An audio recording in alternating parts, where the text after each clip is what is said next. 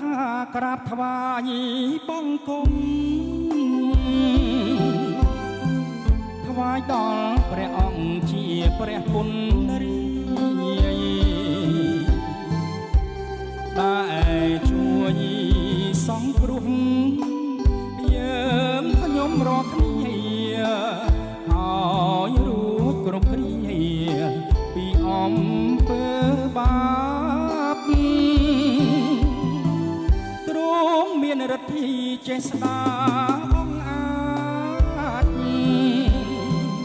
ហើយមានអំណាចលើគ្រប់ទាំងអស់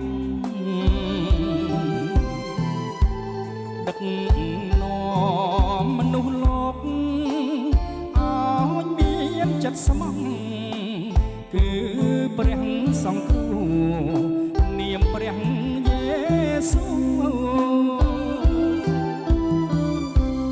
សូមព្រះវិញ្ញាណបរិសុទ្ធប្រងប្រានយាងមកសន្ធិដ្ឋសូមទ្រង់សោយរាជគង់ក្នុងចិត្តហើយឆ្នៃជីវិតខ្ញុំតាមព្រះតៃព្រះគ្រីស្ទស្រឡាញ់មនុស្សលងលោកម្លេះទ្រង់មិនប្រហែសចំពោះកូនទ្រង់ទោះជាយ៉ាងណាទ្រង់ក៏អត់ទុំនៅសេចក្តីកំហុសមនុស្សដែលជឿទ្រង់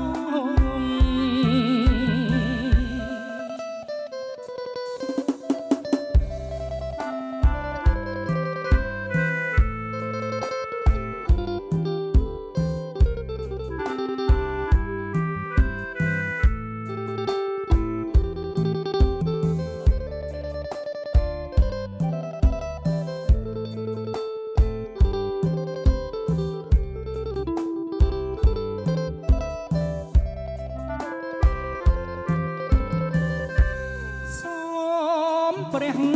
វិញ្ញាណបរិសុទ្ធប្រងប្រានយាងមកសន្ធិដ្ឋសូមទ្រង់សោយរាជគង់នៅក្នុងចិត្តហើយឆ្នៃជីវិតខ្ញុំតាមព្រះតៃព្រះគ្រីស្ទស្រឡាញ់មនុស្សក្នុងโลกម្លឹងទ្រង់ឥតប្រហែសចំពោះកូនទ្រង់ទោះជាយ៉ាងណាទ្រង់ក៏អត់ទុំនៅសេចក្តីកំហុសដល់មនុស្សជឿទ្រង់